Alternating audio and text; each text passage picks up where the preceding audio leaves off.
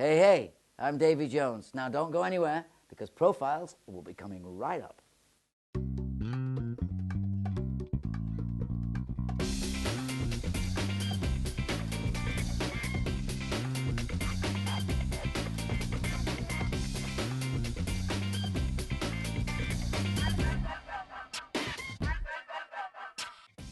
Welcome to Profiles. I'm Desi Sanchez. Singer and entertainer Davy Jones passed away on February 29, 2012. He became famous as the lead singer of the Monkees, often described as the first manufactured pop band. They were put together in 1966 for a TV series which became hugely popular in the United States and around the world. After a short break, we'll take a look back at a past Profiles episode featuring Davy Jones of the Monkees.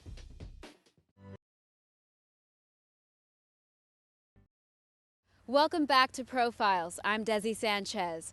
We lost former lead singer Davy Jones of the Monkees to a heart attack at the end of February. Davy became famous in part due to the Monkees TV series that aired on NBC from 1966 through 1968.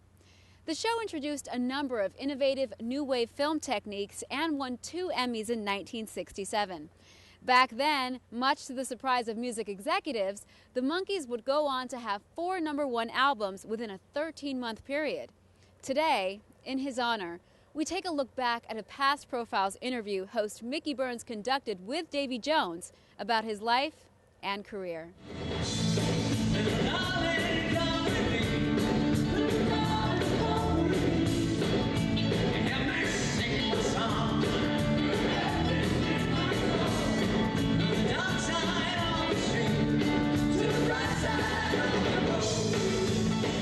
Davy Jones. How are you? Good to see you. Welcome to our show, Profiles. Thank you. Of course, you're in New York for your appearance at B.B. King's Blues Club. That's correct. You said of your current show that it's 50% comedy.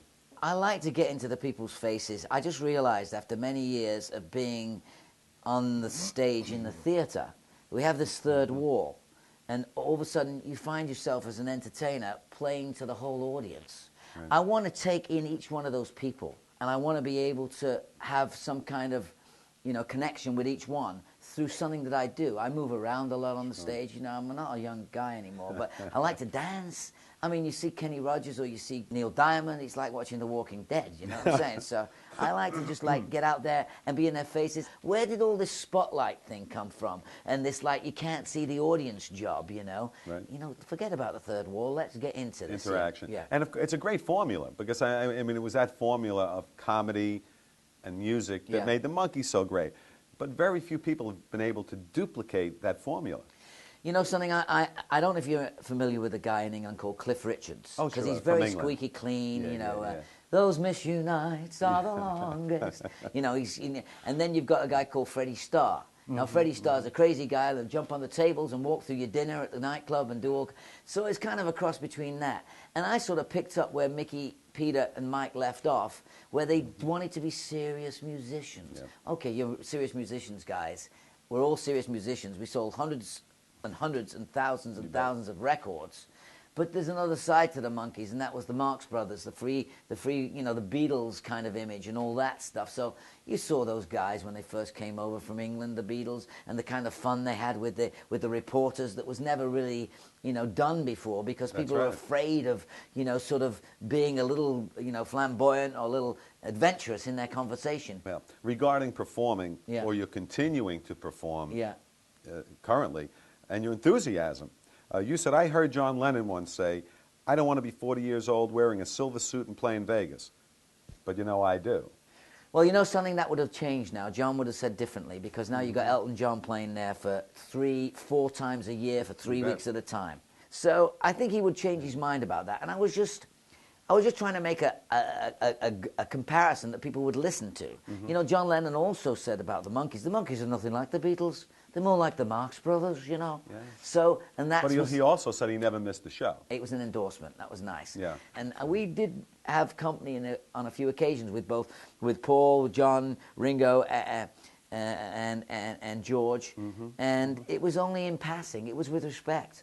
And a lot of people didn't get the Monkees when we first started. And I don't know if they still get it, but I do get a lot of yeses in the world of no's, so I'm going to stick with that. And, of course, as far as getting what the Monkees were, of course, Peter Tork, Mickey Dolenz, we mentioned before, Michael Nesmith, and yourself amassed 40 hits, a dozen top 40 hits, and a trio of #1 hits, but in a relatively short period of time. And what really, I think, is impressive about the stats is that you did this during probably or arguably the most competitive time in pop music. Well, the British invasion started before that, rock and roll thing happened. It happened on Broadway because we had Beyond the Fringe, we had Oliver, Stop the World. The whole town was full of English shows. And so that was, and the Beatle boots, they were Oliver boots, they were Capezio boots. The Beatle haircuts were Oliver haircuts. Brian Epstein put the first manufactured band together, which were the Beatles. He put them in the same suits. He put them in the same shoes. He gave them the same haircut.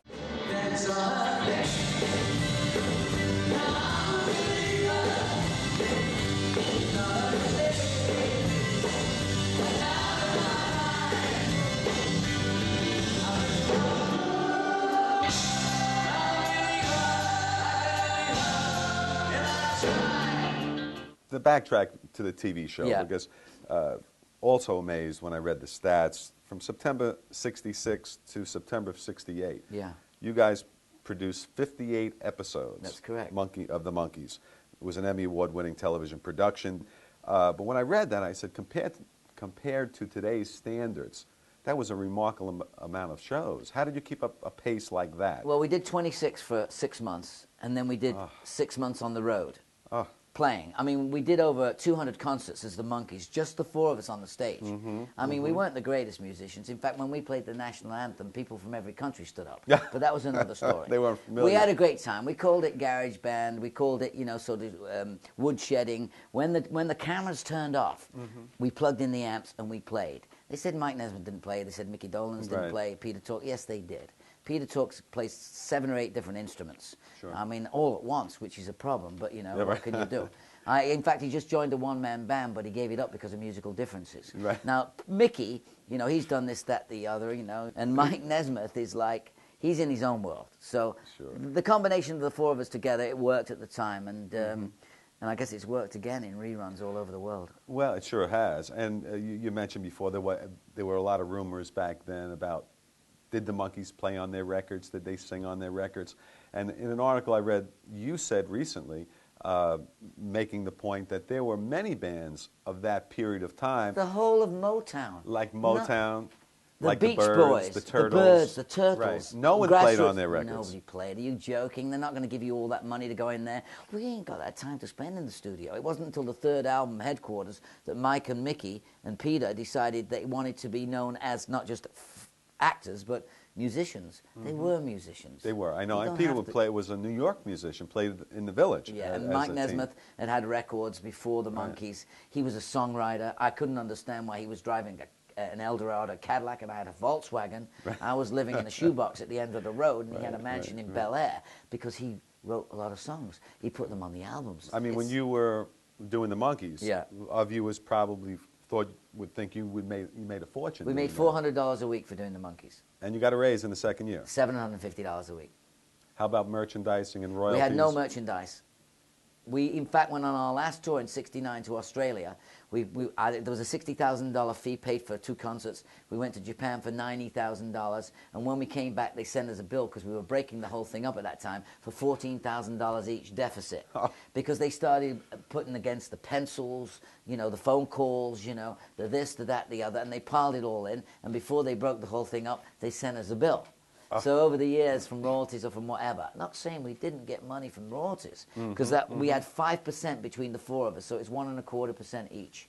I remember my first check was for $250,000, and that was for 1.25%. So how many records we sold and how much money was being made by other people, it baffles me to think. Right. We have renegotiated over the years, and I do make $15,000, $20,000 a year from that kind of stuff. But hey, I still have to work. But it's opened so many doors, and I've gotten so many benefits from being in part of this show. So that $400 doesn't mean nothing, because of kind of love and affection that I've gotten from being Davy Jones from the Monkees. It's crazy. You don't believe what my life's like. I wake up in the morning and go, I love my life. This is great. And I go out and I sit on a racehorse and I'm riding around a track and saying, what the heck am I doing up here? What could be better than that? You know, I do everything I want to do.